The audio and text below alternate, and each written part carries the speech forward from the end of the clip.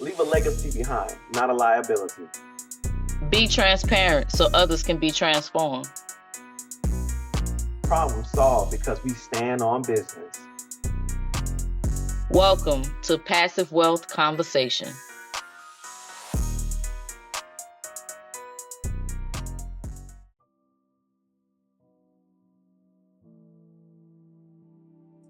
Well, we finally made it.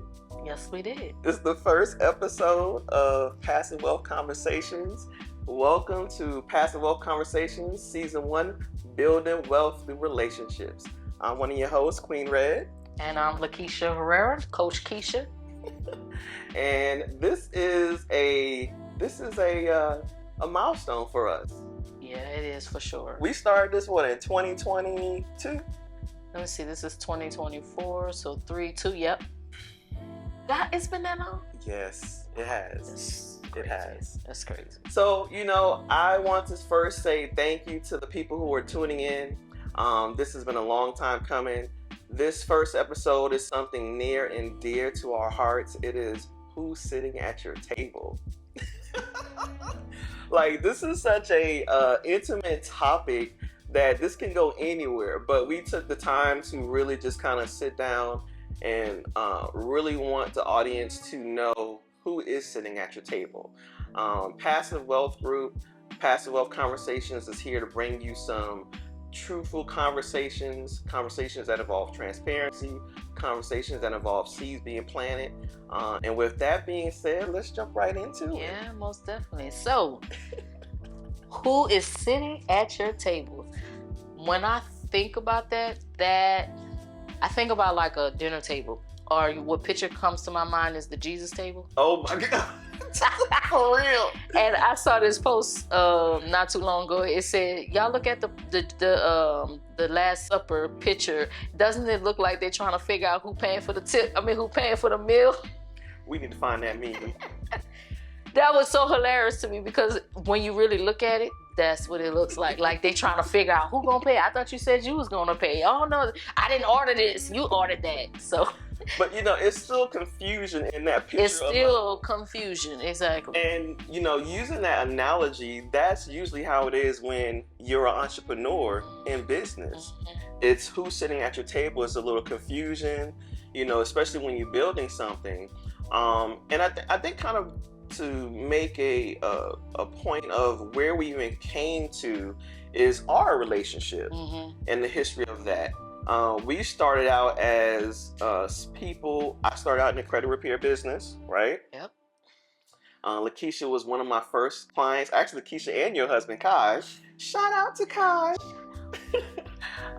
And one of the amazing things with that relationship is Lakeisha was not your average client. Hear me, okay? Lakeisha was the client, her and Kai. Lakeisha was the client who got their credit straight, and instead of them doing what the average American does, they went out and purchased a fourplex, right? A multifamily home. A fourplex. I did. And I'm saying all that to get to a point. So one of the things that really impressed me about Lakeisha and her husband is the hindsight. And we were just talking about this just the other day, right? I asked Lakeisha, said, what made you get a multifamily, a fourplex? And she said that I already had the experience of living in a home. And that alone, to me, was something that gave very, very strong characteristics as someone who I want sitting at my table, is the mindset, right? Mm-hmm. The mindset of someone who doesn't go with the crowd, doesn't say, okay, yeah, this is something I want to do because everybody else is doing it. Right. She's like, I already lived in the house. I want to get a multifamily home. And that to me that set me free because I understood at that point, I don't have to do what everybody else does. And I don't have to have people at my table wanting to do the same thing. You know what I mean? So to me, someone who understands the mindset of breaking tradition is important to have at your table. I agree. Definitely breaking that tradition and just going even just with the example that you're using, not many people in my circle were going out and No. buying investment property and different things of that nature. Like the big thing is, okay, get your credit straight, let's buy a home. Yes. And I was like, I don't really want to do that. Like, I've had a 5-bedroom house before. I've had a 4-bedroom house. I had a 2-story house. I've lived in a home that was over 3,000 square feet. Yep. So it was like, do I really want to do that again? Yep. Or do I want to set myself up for a legacy? And so to even come to that decision was very difficult because you see everybody else doing the same thing. Yes. And then when you go to ask for advice from the people that's sitting at your table, right? All their advice was, no, y'all need a house. Y'all have all of those kids. I only got 4, by the way. Y'all need a house. Y'all should get a house. You know, even my relatives was like, well, I would say one particular relative in particular, they were like, there's no way in the world I would cram myself and my family in no 2-bedroom apartment. Well, sir, ma'am, Yep. you don't have the same vision that I have. Yes. So it was like, you know what? I'm going to have to remove that person from the table. Yes. Right? Not knowing that's what I was doing. Yes. But that's exactly what it is. Yep. When you have the right people sitting at your table, you'll see different things that are being done Yes. in the world. So Yes. No, I like how you worded that because that also ties back to how we even got to the growth in our relationship, right? Which is once you and Kai did get that multifamily home, then it was you started offering workshops, right? And I told you, like I texted you like a couple years ago and I said, hey sis, I'm going to get one of those workshops. Just give me some time, right? And you know, the crazy thing is I got to that point. I not only did the 3-day workshop that she was offering back in 2022, I brought some people along with me because the workshop that she was offering, she got into the multifamily home, she got into the short-term rental business, and then she started offering classes. Now, once again, we're talking about who's sitting at your table, and we want you to really consider the what you don't see, which is the things that you want to consider when you're starting to build something for your legacy. So, you know, when it comes to what's the word I'm looking for? Growth, stability. These are things that you want to consider in relationships when it comes to building your wealth. So now we bring it fast forward. I'm taking your 3-day workshop. I get into the business. I see that is not only simplistic, but what made it simplistic was the teachings that you offered, right? I took the classes and then we started building together. Yep. Right? We started building together, and what really drew me to understanding Lakeisha's passion is how she thought about stuff. So I'm emotional. I'm super emotional, y'all. Like seriously. But the thing about that is I'm very passionate about what I do. And we talked about this the other day, right? Is emotions in business is so critical. Yes, it is. Now, you take the emotional side, and I'm like emotionless. Look, don't believe that, y'all, but it's true, okay?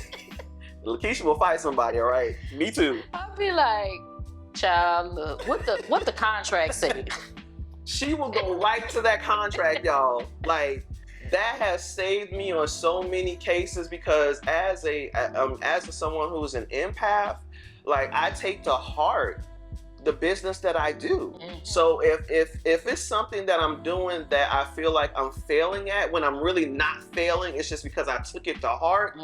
She gonna come in here, what the contract say? No, this wasn't your fault. You know, this is what the contract say, and that will clear my conscience as a heart-centered business owner, as someone who does. I don't necessarily wear my emotions on my sleeve, but I do get excited. Yeah. You know what I mean? Yeah. That excitement and then the disappointment of business not going as you planned it to go. That is the heaviness of business. Yes. And knowing that you did do your best as a business owner to make the right decisions for your client, but you also have to be prepared for what doesn't go right.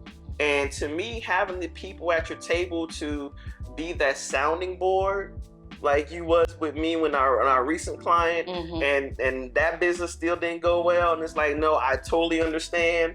That relieved my conscience as well as to how do you deal with emotions in business and stick to the guidelines of what the contract says? Like, there has to be a balance too. It does. It definitely has to be a balance. Balance is very important. Yes. In that sense, just like with how you were saying with the emotion side, I can't be too much emotion. Yep. You know, not have too much emotion or having too little emotion. Yes. There has to be some type of balance there. And I think for us, we balanced each other out very well. Yes. And so just through those relationships between us, and at one time you were the teacher and I was the student, and then another time, another season I would say came around, then I was the teacher and then you were the student. Then another season came around and said, okay, now let's collab. Yes. And absolutely. I just love how that our relationship evolved, because not a lot of people can actually evolve in that sense, but it goes right back to who's sitting at your table. Yes. And when you recognize who's sitting at your table, you can definitely grow as a business. Because, honey, just like the example with Jesus and the disciples, right? Judas was sitting at the table too. That's the truth. Judas was sitting at the table too. He's gonna always be sitting at the table, y'all. Okay. So you have this. to know. You gotta know who's sitting at your table. But see, that kind of brings us to the problem of who's sitting at your table, right? And I think we've talked about this on so many different occasions, as far as the type of person, the characteristic, the relationship. The problem with who's sitting at your table is you truly knowing what is it that you want to do as an entrepreneur, as a visionary. If you even want to say as a child of the Most High God, what is it that you're supposed to be doing? Because that's really going to tell you who should be sitting at your table. So oftentimes the problem is that you have people who are sitting at your table that don't have the same goals you have, don't have the same vision, they don't have the same business ethics. That's very important. And that's one of the things I will say about Lakeisha is her business ethics align with my heart-centered principles. And she always, and I'm assuming it's the same thing with her, like she puts me in check as that reminder as, no, this is morally right or this is morally wrong. Business-wise. I agree. I think we do that for each other. That's what makes our relationship and our business work. Yes. Like it works when I tell you it works. You know. Like seriously. So yeah, I'll definitely, if the scripture that came to my mind when you was talking about how the problem is people not aligning with the same vision. The scripture that came to my mind was how can two walk together unless they agree?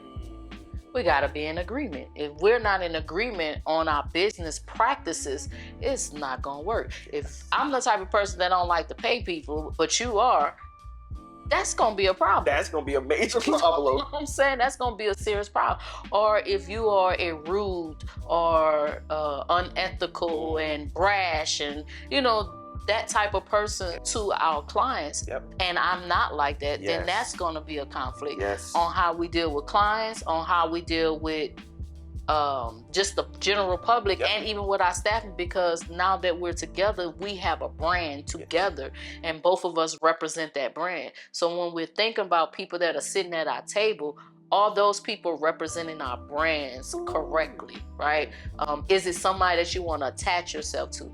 There's been many times people would tag me and stuff, and I'd be like, I don't want to be attached to that ratchetness. You'd be like that. Like, why are you tagging me? Why are you tagging me? That's why I approve all tags. Boy, when Facebook came out with that, I was like, this is a gold mine. I'm putting the restrictions on, because people will literally tag you in anything. Name dropping. That's another thing. Oh my God. So many people depending on your name to get in certain doors. You know what I'm saying? Like, are those people really sitting at your table? You know, opportunities being presented. Are those people bringing you opportunities, or are they trying to keep you away from opportunities, right? That's good. Who's sitting at your table? That matters in your business. It does. It really does matter. It does. And who are you as you're sitting at somebody else's table? That's a good point to go into this next subject of that is, I truly believe that one of the problems that is so underrated with people sitting at your table is you identifying where you are at in your journey.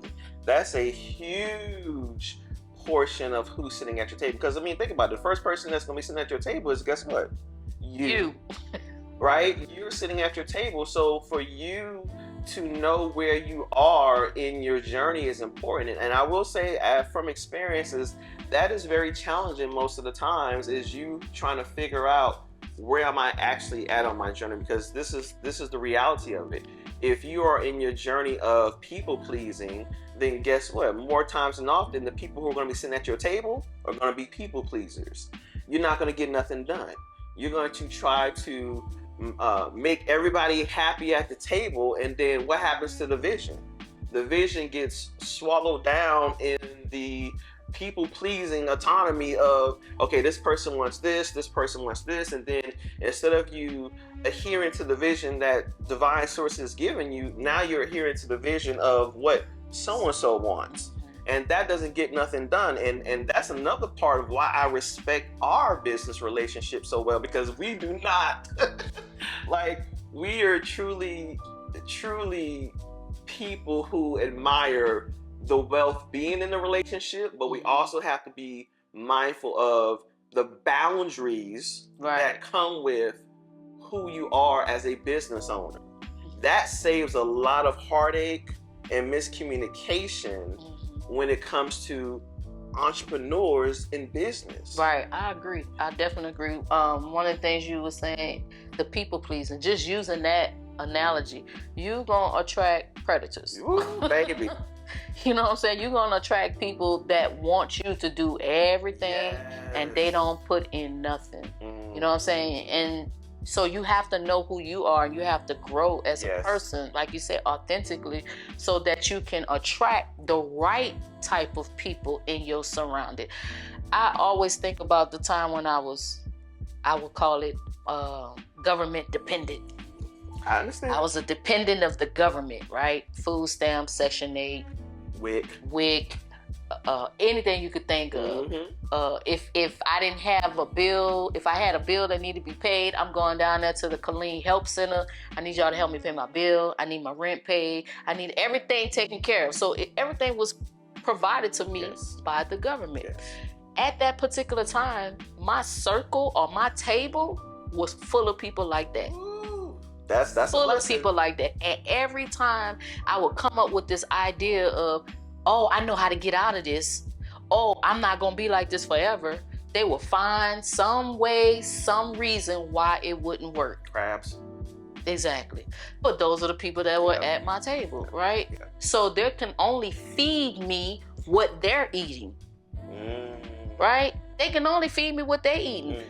I can't come in and try to feed them something different. That's just like a kid that's never eaten meat. And I try to go and feed them something different. Or a kid that don't eat vegetables. He never ate vegetables all his life. And I said, try this broccoli, honey. Ugh, I don't want that. Because the palate, we're not used to it, right? So I had to start removing myself. And let me tell you, that's hard. That is hard to start pushing people away from your table, right? I had to actually go out and build me another table. You know what? Y'all keep this table. Let me go build me another table. And that's necessary. It is. It's necessary in not just even in the entrepreneur's journey, but just in your journey, period. It is necessary to prune. It is necessary to put out the long wooden spoon. It is so necessary for us as entrepreneurs to evaluate the surroundings of who is at our table. That's right. And that comes at the cost of losing people who aren't elevated or aren't ready to go that next level with you.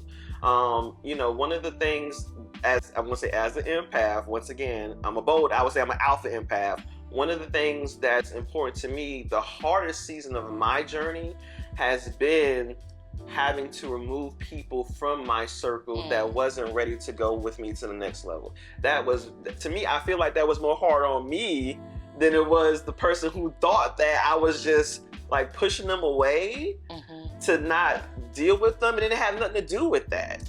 You know what I mean? It was more of, it was time for me to move on as a person, and there was really no love lost. It was more of, I just can't associate with you as such anymore because I'm not going to get to the next level I need to get to if I keep giving you my time. Exactly. You know what I mean? So that is so critical for entrepreneurs and business owners. And this is the thing too. That involves, you ready for it?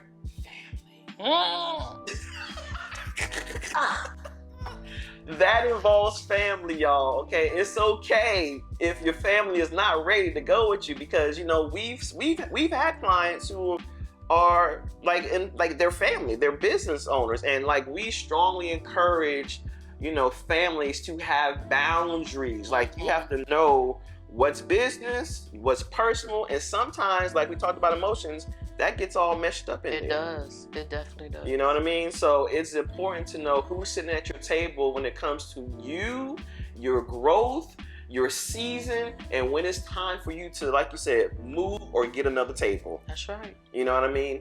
I think another point that we definitely wanted to address when it comes to who's sitting at your table is understanding, and this is of course as you grow, your skill set, right? Your skill set, your gifts, and your talents. And let me make it a little bit more simplified. Your strengths and your weaknesses, right? Because we often talk about that as well. Like I have lots of strengths, but you have strengths as well. And one of the things I appreciate about Lakeisha is Lakeisha tell you up front, I'm not trying to do all that work. I sure will. Right? Like I'm not trying to do all that work. We bosses. We trying to call the shots, right? And one of the best things I learned about as a business owner is outsourcing. Like outsourcing is amazing when it comes to being an entrepreneur and you growing. One of the things I learned about entrepreneurship and scalability is, you ever see an octopus, right? The octopus has like 8 arms, 8 tentacles. Yeah, 8 tentacles. That's not who we are. We can't have our hands in all those pots and expect us to meet the goal or the marker for what we're trying to accomplish. So outsourcing is so necessary. And when I say outsourcing, I'm saying it as a business term, but outsourcing in everything when it comes to who's strong in one area or who might be weak in another area, right? That's right. The key element of passive growth group is we want to make sure that when it comes to outsourcing or who's at our table is that we're building wealth through relationships. And sometimes you have to be very transparent with yourself when it comes to, okay, can we really do this? Or who do we have to hire to make this task happen? Right? And it would be more effective to hire someone to make a task happen instead of trying to keep all the money in one pot or keep the eggs in one pot and you're trying to do everything else yourself. That's also us being mindful of who's sitting at your table, because you can't do everything on your own accord. So knowing that Lakeisha is strong in one area and like this is not my area, you have to be okay with that. Yeah, definitely have to be okay with that. For the simple fact of, if you want to grow, you need that help. You need that assistance. You need to be able to expand. There's only so much space I can occupy. That's this space right here. While I'm sitting here, there are other people that are out there doing the work that needs to be done. Otherwise, we wouldn't be able to be sitting in this position. If we were trying to record this podcast on our own, we'll have a phone sitting up and trying to run back and forth to go and do it. But what I found out too, just in my years and experience in business, most people are not utilizing the people at their table because of greed. You're greedy. You don't want to share the wealth. You're greedy. Where's the gong? No, that's true. Yeah, you don't want to share the wealth. Because we're hoarders, right? We're hoarders of stuff, we're hoarders of money. But here's the thing. Think about a water line. The city of Killeen supplies water for what's our area? Like over 100 and something thousand? Yeah. Right? Yeah. In our community. They supply water to all those individuals. The pipe still gotta get wet. Facts. You are still going to be blessed and you'll still have incoming funds if you spread the wealth, because now you're not clogging it up, right? Yes. When you have a vision or a mission that's bigger than yourself, more opportunities and more money will come. I realized the moment I hired a staff, I got more business. I like that. That's just the truth. The more, just from us collaborating, my business life has been an easier load, because there are skill sets that Brandy have. Even if I can do it, I don't want to do it. And even if you can do it, you probably shouldn't do it. No, facts. We fail at focusing on the vision of our businesses and knowing how to make our business grow, because we don't utilize the people at our table. And with that being said, that's a great segue into knowing people's skills, right? Yes. You have to know the people's skills and abilities in your that's sitting at your table. Evaluate your friend group. Evaluate your family group. Who can help you? Who can put in some sweat equity? Who can put in some money? You know what I'm saying? Who can do accounting, bookkeeping? My best friend right now does the bookkeeping for me, because it helps my business, and in turn I'm helping her business as well. So it's like, you have to utilize the people that are at your table in the right way. And those that are not going to be what's the word I'm looking for, not conducive, but they're not going to be that person that's going to help your business grow and flow, then they don't need to be sitting at the table. No. You need to put them somewhere else. Maybe they need to clean your house or something. I don't know. But they definitely don't need to sit at your business table, because it's not valuable to you. No, that makes sense. No. And you know, just to piggyback off of that, I like how you had stated that one of my favorite business principles on how I always evaluate at who's sitting at my table is, I always say heart over wallet. Now, I recently just exited stage left from corporate America. I always say that, March 22nd, woo, right? After 17 years, I was like, I couldn't believe I was there 17 years. I'm loyal. Okay? You are. 17 years, but my principle at that time, and I didn't realize it, was wallet over heart. I was working for the dollar. It was paycheck to paycheck. And I was making well over six figures. The money, it wasn't like the money wasn't good, but it wasn't supporting who I was as an individual. I had to put my vision on the back burner and do that part-time, you know, and then that also, you know, impacted my health big time, you know, and that was part of this journey as well. I had a stroke in 2022, still recovering from the stroke, but a lot of that came at the cost of chasing the wallet and what I would do for that wallet. So me having to decide who's at my table, I had to be very particular with it, because one of the things I also learned was one of my coaches would say, heavy is the crown. Who do you have to carry the load for? You know what I mean? Who is piggybacking and making your bags heavier? Or how we talked about the other day, if it don't bring me peace, you know, that's how I determine who is going to be sitting at my table. Because me now, I understand that everything is not about the wallet.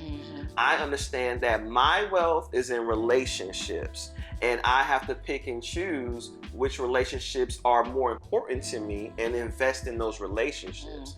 As the word says, one of my favorite scriptures, it says, to whom much is given, much more is required. And we, as visionaries, you too, have been given a lot. And more times than often, who's sitting at your table, those people are the stewards of your vision that you employ to make stuff happen. So the responsibility generally falls on me or you, whoever that visionary is, when it comes to, okay, am I disseminating my leadership energy correctly? Am I disseminating my stewardship energy correctly? And how does that look to the people who are sitting at my table? Am I being the mirror to the people who are sitting at my table on how we're going to get to the next part of this journey, and knowing when to submit to someone else's vision? Yes. I kid you not. I was sitting here thinking the same thing, because a lot of times we don't want to submit. No, we do not. We don't even like the submit. word. Look. Start saying that scripture, wives, submit yourself to your husband. Look. Or you get it'd be ostracized. It'd be like, What? submit. Right. It's a disease. It's But that's so important. I learned that years ago. It was this lady in Austin. I went to some event in Austin, and her name is Sarah V. Hi, Sarah V. Beautiful. She was actually one of our speakers at Mad About Your Business. Yes. I remember her. Yeah, yes. I remember Mad her. About Your Business. Shout out to Andrea, Brandy, Dorcetta. We did that way back in the day, but she was a guest speaker, and I went to one of her events. She was speaking at a women's event, and she had said something. I was like, you ever hear something and it's just like, oh my God, like just open up your whole soul? She's like, more times than often, she was addressing women. Women have a problem with submitting to other women's vision. Mhm. We don't like to bow down to other people's vision. And I totally understood where she was coming from, because you see us in competition, you see us trying to compete, and there's no need for that. If I understand that my heart alignment is in tune with yours, then it's easy for me to submit to Lakeisha, because she's going in a direction that gives my heart joy. And more times we don't go with that because we're looking at it with ego. So that's where the competition comes in at, right? The competition comes in the fact that, okay, I see what she's doing and it's good, but I could do that better. And then that's where the problem comes in at. So we don't have to be in competition with who's at our table. And a lot of times you have people at your table who's in competition with you. And there's no need to be, because we're all supposed to be focusing on the same vision. I heard this lady say this one time. She said she was, I don't know what you would call, I guess just not prophesying, that's not the word, but like just giving me words of wisdom and stuff. And she was like, I see you as a servant leader. And when she said that, I had never heard that phrase ever in my life. I was what you mean by that? Servant leader, that don't even make sense. That's like an oxymoron. Like, how you put the two words together. And so if I don't understand, I'm gonna ask questions. So I was like, you're gonna have to explain that to me. You can't just tell me something and then I just go with it. So she explained to me, what she was saying is that you can lead, but you know when to step back and serve. I agree. You have to be that type of person. Yes, duality. I love that. If the people in your circle are not equipped or able to be a servant leader, then honestly, I don't think they should be sitting at your table right now. They need to have a little bit more growth and development. And even on the flip side, because some leaders are not good at being servant leaders. They just want to be leaders. And what I say goes. But there's a reason why you have a team of people that have the expertise in their field, because you're dependent on them to help your business grow. Nope. I feel like we had, when they shooting basketball and it's like constant threes. Yeah. NBA games, it's like, you're on fire. Like, this is the moment of we on fire right now, right? So I totally feel that, because that has been the autonomy of our relationship, even with Passive Wealth Group. And we'll go back to an example. We had a client, shout out to Yvonne and her husband, Joe. We had pretty much did a remodel of their home, right? Out here in Killeen back in... Was it last year? Yeah, it was last year. I had to really think about that. Yeah. And one of the things is that was our first major project, right? But what I learned from that project is teamwork, right? Teamwork big time. We serving leaders. Now, we already said that we ain't trying to work like that. But one of the things that we also talked about is moral standards. We got down and we put the work in. Exactly. We painted, we showed up, we worked till like midnight. We went, matter of fact, I got a picture of us, so remind me to get that picture of us at Home Depot where we had to load up. Then we load up your vehicle. We load up my SUV and your vehicle with the wood plank boxes. Now, this is two women now, for y'all who think women don't do the work. Right. We load up them plank boxes. We got that long dolly cart, and we put them plank boxes in the back of that vehicle and in your vehicle. And we drove out to the property, downloaded the vehicles. That's what we're talking about, is not having that one person say, "Oh, I'm not going to do that." Exactly. Because you get a lot of that. Oh, for sure. You know what I mean? Especially when it comes to laborious work. And when this is the thing, when the job got to get done, it got to get done. It got to get done. You know, and that to me, that's so important, because when you have people on your team who understand that, you got people who know how to switch roles. And that's one thing I will say about myself in particular. I always say I'm a pupil first. You know what I mean? And it even talks about in the Bible, in the scripture, where it says the pupil is never smarter than the teacher, the teacher is never smarter than the pupil. It should be something that is a consistent thing that can transition and know when it's time to transition roles. I know when it's time for me to sit still and just learn, and I know when it's time for me just to lead. Yep. It's a forever learning journey. Forever a learning journey. Just using that example, the reason why we even had to go and do that is because one particular person that was supposed to do it, did not do it. And we were like, the floor's got to get done. The floor's got to get done. So somebody got to go get it. Okay, let's just go get it. We didn't bicker about it. We didn't fuss about it. Okay, it got to get done. And we'll figure everything out later. Okay, let's assess the situation and evaluate it after the fact. But we have to get this project done. Exactly. So just using that example, again, knowing who's at your table, because that could have went bad in so many ways. No, you're right. So many ways. And I'm just even grateful that we even have that type of collaboration and relationship, not just in friendship, but also in business. Yes. You know what I'm saying? And knowing that we have that type of heart towards business, it helps, makes the load easier. Yes. It doesn't feel like the heavy is the head. You know what I'm saying? Because the crown is heavy. Don't get me wrong. It's heavy because you have a lot of things on your shoulder as a business owner, right? Not only are you trying to provide for your family, but now you got other people that is attached to you that they're trying to provide for their family as well. So you have to do the right thing. You know, that makes sense. And, it kind of goes back to everything we've been talking about who's sitting at your table. This is literally a part one of this conversation, okay? But, being a veteran, being someone who understands about getting dirty, being someone who's, been on WIC. I was on WIC in the military, y'all. Free eggs and cheese help assist the girl out, okay? Say what you want to say. But having that humbling experience, and that's another part of your journey of who's sitting at your table. I said, one of the main people sitting at your table is you. You really, I can't stress this enough, and I'm just talking from experience. You really have to know who you are as an individual to assess the people that you need at your table. One of the best lessons I've learned in my journey from my coach is kind of putting people into certain categories when it comes to who I keep around me. She was saying, you have to have a village, you got to have a tribe, and you got to have a community. I've kind of stuck with that throughout my journey, and just not to go too much into it, but the village is the people who are directly close up on you.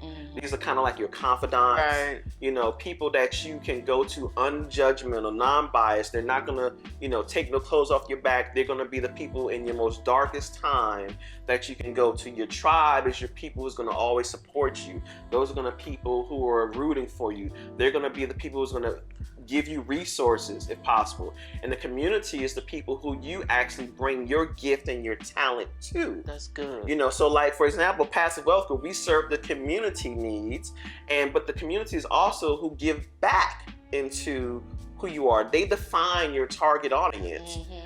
So you can keep a what I call a distance meter on those type of people by categorizing them into where they fall at in your world, right?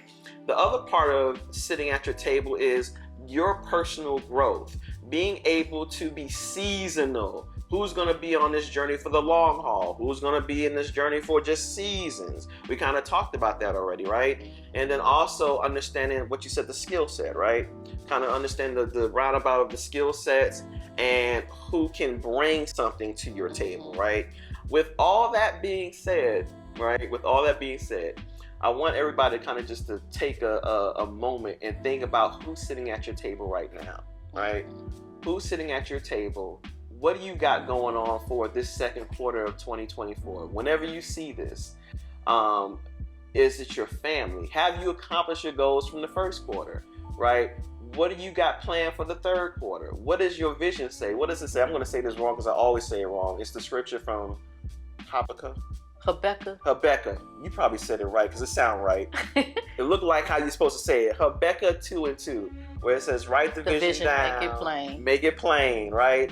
Write it down and make it plain. What have you written down in your journal? I know Lakeisha got 50 million journals. Child, and most entrepreneurs out there probably got 50 million journals. This is how you know if you're a real entrepreneur. You got journals everywhere. That's me, okay? But you write that vision down, you make it plain, and you often go back to it to assess where you are in your journey. So back to what I was saying, the one of the greatest seeds my coach gave me is the seed of 9 and 12. 9 is a divine number, 12 is also a divine number, and it kind of goes to like the 12 disciples, right? But 9 is my number of who I have sitting at my table, right? And I encourage people to use this. And the 9 is people of a combination of from your village, your tribe, and your community. I have 8 solid ones right now. Lakeisha, of course, is definitely one of them. The person who we're using this location for, Natasha, bless her soul, her ministry, Rapping in God's Love, she's one of them. I got name off a couple other ones, but I keep it to that right there, and I save one seat open. That's good. Right? I'm going to use that.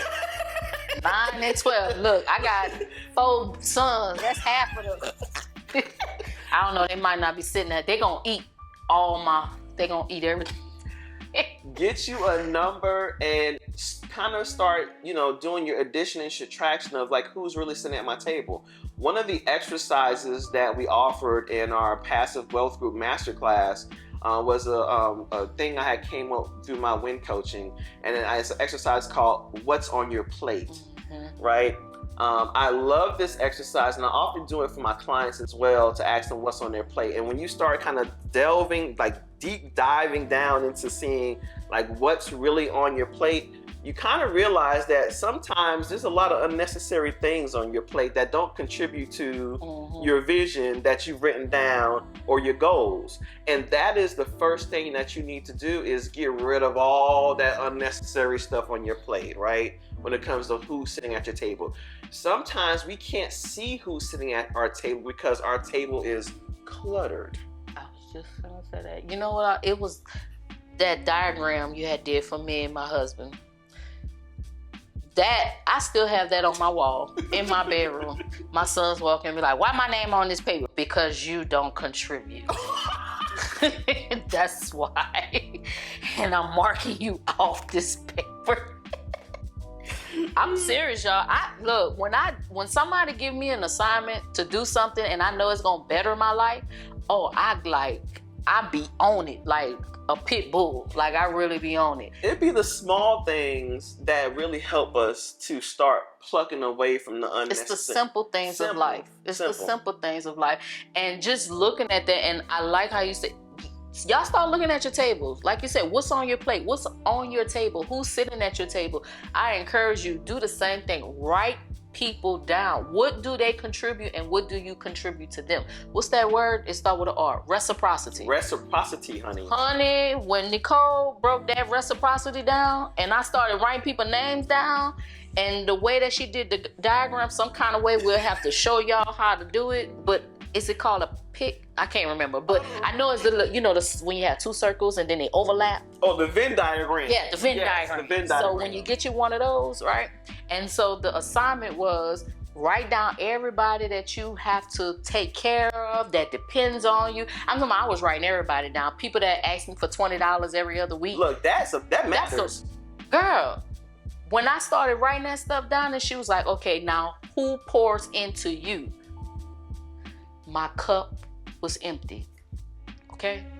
My cup was empty. These are practical things. Take notes. Yes. My cup was empty. And then once I done that, I started weaning people out. And I started adding the right people. adding the right people to it, and then life started feeling a little bit more balanced because of that reciprocity, you know. And that was another thing I was going to address. When you're looking at your table, don't be so easy to just cut people off. Yep. Right? We're in that stage now, that cancel culture, where you do one thing, one mistake, oh, they cut off, I don't want to be bothered with them. No. People make mistakes, right? Let's evaluate the relationship. Some relationships, yeah, you should dead them. Yes. But there are some relationships that we can work through it. You know what I'm saying? Because we're not perfect beings. We're going to make mistakes, and there are going to be areas of conflict. We have to learn how to work through those conflicts while we're dealing with the people that's sitting at our table. Because otherwise, when you run people off, you're going to be sitting at an empty table. You're going to be sitting by yourself. And it goes back to, it was a Sun Tzu's, if I'm not mistaken. It said, if you want to go far, go together. But if you want to go fast, go alone. Go alone. That's right. And I always want to go far. Mm-hmm. You know, that's where you plant the most seeds, that is in the long haul journey. Right. So I'm going to go over our 3 takeaways. So you guys, what we like to do is, as we're providing, even though this is just a regular conversation, we want to provide you guys with great content, but at the same time, we want to also mentor you, guide you, teach you, just any kind of way that we can help you in your personal life and also in your business. I believe these things can help in all areas. So our 3 takeaways. First, number 1, your authentic self is first to sit at your table. Yes. You need to know your seasons, and you need to make sure that you look at yourself and see if you are ready in these seasons to start adding people to your table. So get you together first. That's first and foremost. Always. Get you together. The second thing we talked about was elevate your surroundings. Your surroundings are the people you consider your village, your tribe, and your community.